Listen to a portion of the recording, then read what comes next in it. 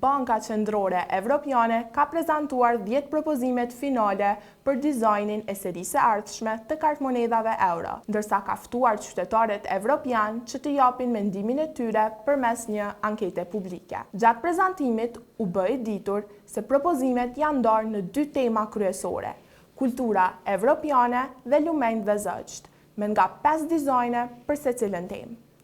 Presidentja e Bankës Qendrore Evropiane, Christine Lagarde, tha se procesi është zhvilluar me përfshirjen e jurive, dizajnerëve, ekipeve të BCE-s dhe institucioneve të tjera të eurosistemit. Sipas saj, më shumë se 365.000 evropian kanë dhënë mendimet e tyre në vitin 2023 për temat që duhet të paraqiten në kartmonedhat e ardhshme. Në kuadër të temës kultura evropiane, në pjesën e përparme të kartmonedhave parashihen figura të njohura të historisë evropiane. Shkencëtarja Marie Curie është propozuar për kartmonedhën 20 euro, ndërsa Ludwig van Beethoven për atë 10 euro. Në pjesën e pasme të këtyre dizajneve paraqiten vende dhe aktivitete të përbashkëta kulturore. Në kartmonedhën 10 euro është propozuar një kër duke performuar, ndërsa në atë 50 euro një bibliotek. Tema e dytë, lumenjtë dhe zogjt, sipas Bankës Qendrore Evropiane, simbolizon lirinë,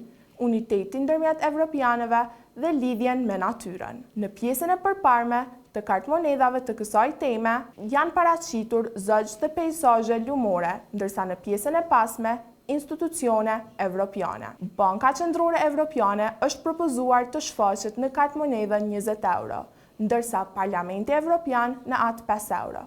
Nga 10 propozimet, njëri pritet të zgjidhet si dizajni i serisë së ardhshme të kartmonedhave euro në fund të vitit 2026. Anketa publike do të jetë e hapur deri më 21 shtator.